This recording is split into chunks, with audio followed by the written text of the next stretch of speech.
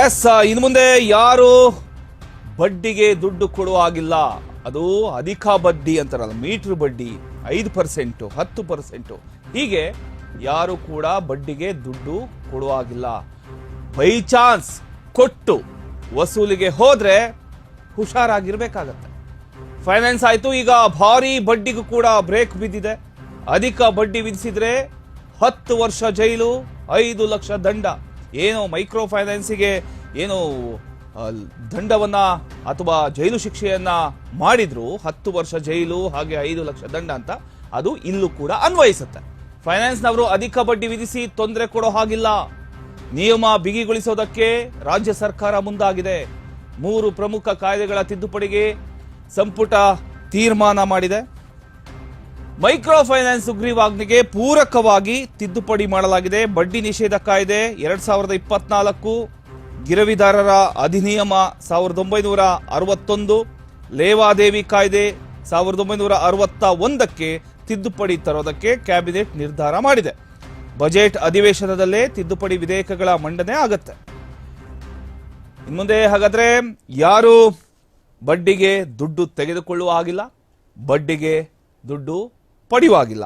ನಿಯಮ ಮೀರಿ ಬಡ್ಡಿಗೆ ಬಿಟ್ಟು ನಿಮ್ಮ ಮೇಲೆ ದೂರು ದಾಖಲಾಯಿತು ಅಂದ್ಕೊಳ್ಳಿ, ಅಷ್ಟೇ, 10 ವರ್ಷ ಜೈಲು ಜೊತೆಗೆ 5 ಲಕ್ಷ ದಂಡ. ಕೆಲವು ಜನ ಏನ್ ಮಾಡ್ತಾರೆ, 5% ಬಡ್ಡಿ ಹಾಗೂ 10% ಬಡ್ಡಿ ಕೈ ಸಾಲವನ್ನ ಕೊಡ್ತಾರೆ.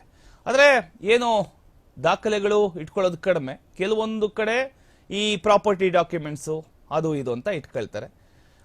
ಕೆಲವರು ಏನ್ ಮಾಡ್ತಾರೆ, ಚೆಕ್ ಇಟ್ಕೊಂಡು 5%, 10%ಗೆ ಬಡ್ಡಿಗೆ ದುಡ್ಡನ್ನ ಕೊಡುವಂತ ಕೆಲಸಗಳು ನಗರದಲ್ಲಿ ಅಂದ್ರೆ ರಾಜ್ಯದಲ್ಲಿ ನಡೀತಾ ಇದೆ ಎಲ್ಲ ಕಡೆ.